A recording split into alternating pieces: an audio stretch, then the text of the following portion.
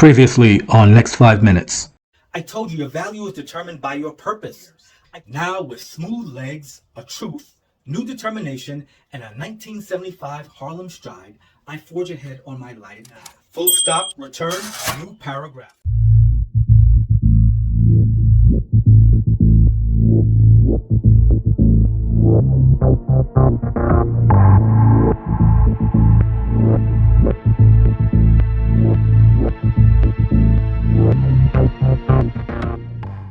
This is Next 5 Minutes. Welcome back, viewers. I have two items to cover before our feature. In Frenemy 3, I told you the true fight is not against the trap. It is against the master of the trap. This is true. And while it's possible to fight the master of the trap, it is not possible to fight the trap. This is going to make sense in a minute. Now, I define a trap as an engagement with an opponent who uses tactics against you. Your ability to counter those tactics is a learned experience from the fight. Now, based on this definition, there is nothing to learn from the trap. The only thing a trap can do is hold you. So we should say that we would struggle against the trap, not fight. Now, I have to make this distinction because the struggle with the trap is an empty experience. We will learn when we save our fight for the tactics that the master of the trap will bring. Put another way, the more we fight, the more we learn. The more we struggle, the more we complain. And if we find ourselves struggling with the same trap, we're having an empty experience called a cycle. Now, also in Frenemy 3, I told you I went on vacation. I went to a theme park that I will not name. I had two issues. First, they had a special on 2 slices of pizza with pepperoni for $30. Second, we waited in line for the best ride for 30 minutes right before it malfunctioned and we couldn't get on it. So theme park rides are cool, but they're an empty experience because we don't learn anything. That is also a cycle. We leave from a fixed point. We go up, we go down, sideways, we flip over. We experience all of these emotions. And when we're done, we come back to the same fixed point that we started at cycle. And what I just shared with you has relevance in today's feature. Mr. Putin End This War starts now. Part 2 of the conflict in Ukraine began in February 2022, and it has seen over 8,000 civilian deaths. This is a battle between more than just two nations. It is a battle between a spirit of fear and a spirit of faith. News media reports have shown that some unarmed Ukrainian men were shot by Russian soldiers. There have also been reports of Russian soldiers ravishing Ukrainian women. And there's been footage of housing complexes being targeted by the Russian war machine. Now, you might remember in Frenemy 3, I told you some of the rules for engagement in conflicts between nations. It is called the Geneva Convention, which states that civilians are to be protected from murder, torture, brutality, or from discrimination based on race, nationality, religion, or political opinion.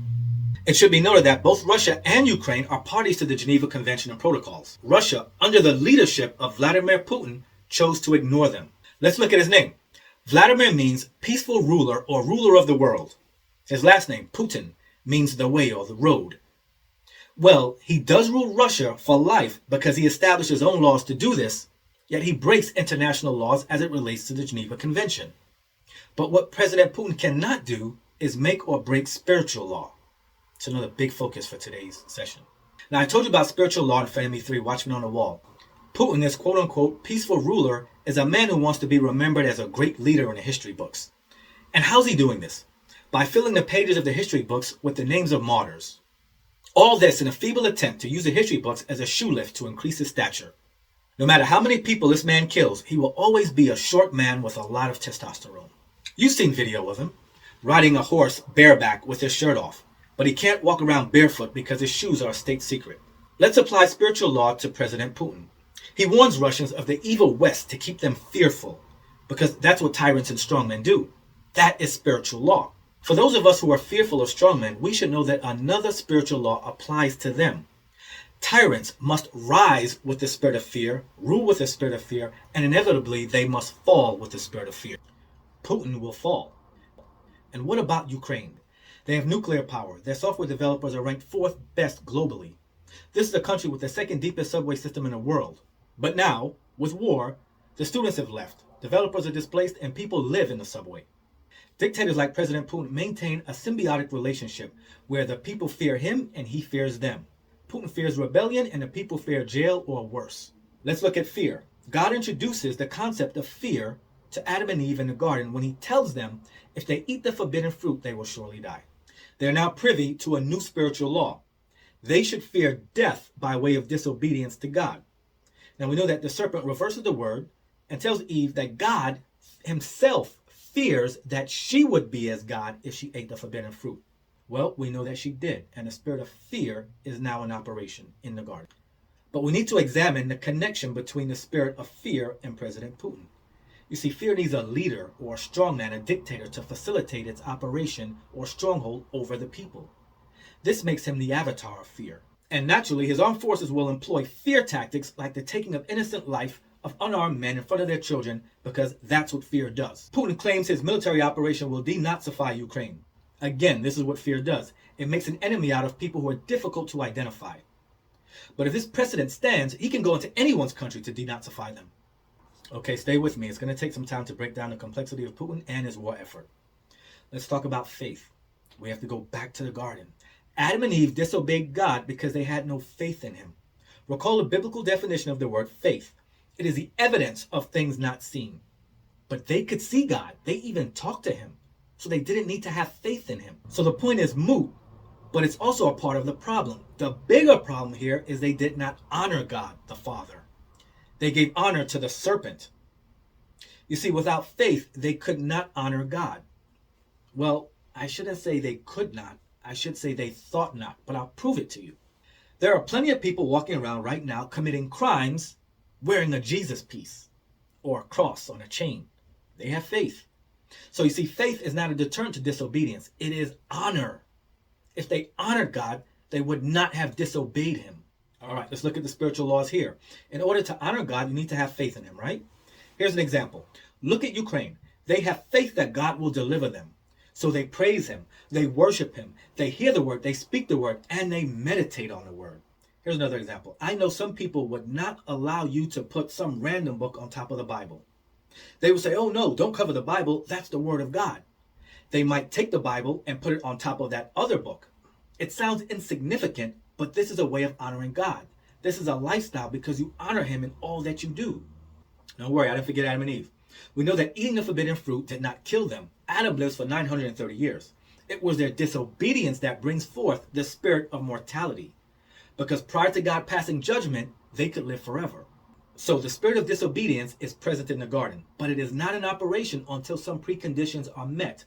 Here are some of the preconditions. Immediately preceding disobedience is envy. Adam and Eve are envious of God. How do I know this? Because they fellowshiped with him. They didn't need to have faith in him. They lived in paradise and they would live forever. So why would they want to eat the forbidden fruit to be like him? I can explain this to you by comparing these two words, jealousy and envy.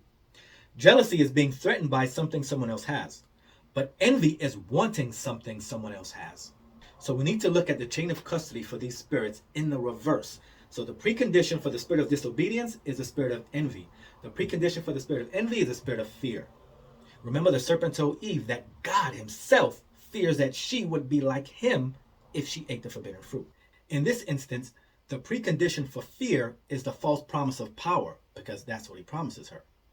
The precondition for power was the lying spirit. So who you have faith in, you will also honor. Enter Vladimir Putin, the avatar of fear. Putin is envious of Ukraine because he wants their land. With it, he can have more power. He is threatened by their military, their freedoms, and close ties to the West. He lies to his people about the West. He disobeys international laws that peaceful countries have agreed to, including himself. He brings with him his judgment of supposed Nazis in Ukraine, and he fatally compromises the mortality of innocent Ukrainians and the sons of Russia. Do you see that?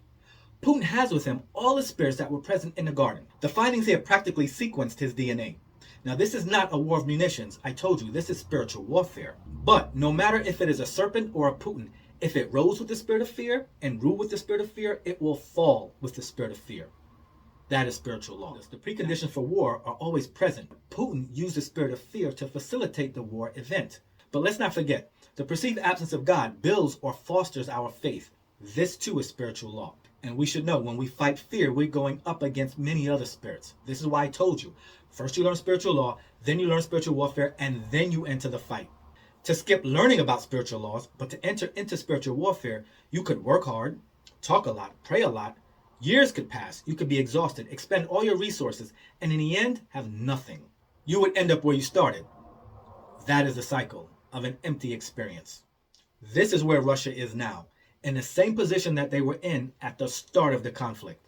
It's like the ride at the amusement park. You return to the same starting point no matter how eventful the experience was. So, Putin is not only the master of his own trap, he is also stuck in his own trap. You know, in corporate America, the term for Putin's invasion of Ukraine could be described as needing to pivot. In the hood, they might just say, Putin's invasion of Ukraine is raggedy. Sun Tzu said, if you know the enemy and you know yourself, in 100 battles, you will never be in peril. Today, I'm telling you, if you know the preconditions that lead to the spirit of war, we can remove those preconditions to end the war. Read between the lines because I wrote between the lines.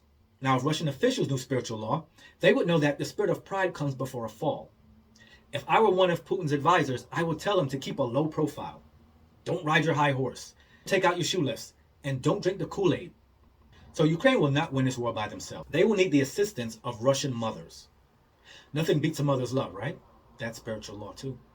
My message to Russian mothers at this time is this. Mothers, don't sit on your tears any longer. Start walking on them.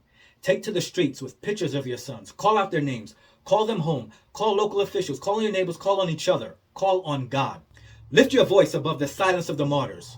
Show us that a mother's love not only transcends the life of her child, but it also transcends borders and can even include the life of someone else's son or daughter in harm's way. As an aside, both Russia and Ukraine have something in common. Views from the Frenemy 3 video have come from both countries. Thank you for checking it out. In closing, the bear is a symbol of Russia. I think it's ironic that experts advise us to stand our ground if one charges us. So Ukraine, you're not only fighting a man in his madness, you're also fighting his spiritual parent, fear. Ukraine, don't give up. The reality that you see before you is not the reality that is beyond you. That is faith. This is Abrams Rising, giving honor and encouragement to Ukraine Rising and Russia Rising. Read between the lines, because I wrote between the lines. Supplemental. Okay, the session is over, and I had this thought that I didn't want to put into the archives. If the serpent was never present in the garden, would Adam and Eve still have eaten the forbidden fruit? The answer is no. How do I know this? Well, the spirit of suicide may have been present in the garden, but it was not in operation because its preconditions were not met. What comes before suicide are spirits of depression or hopelessness, various forms of untreated trauma. It could look different for each person. So, if you are engaged in spiritual warfare on behalf of someone who's dealing with suicide, you might get them through the night if you only focus on suicide. But to get them through every night of the rest of their lives, you would need to address the preconditions to suicide. In every case of suicide, mental health professionals should be involved. They can diagnose the preconditions. Now, armed with this information and a doctor's care, you can pray more effectively. Now, for those of us who are engaged in warfare, remember how in the beginning God said, "Let there be light." So he began his plan after or in the light. Stay close to catch this. If you implement your plan in darkness, your plan, no matter how righteous, well-intentioned, or justified you believe it is, will be dark. And any unbiased observer would not be able to differentiate between the darkness that you created and the darkness that was created for you.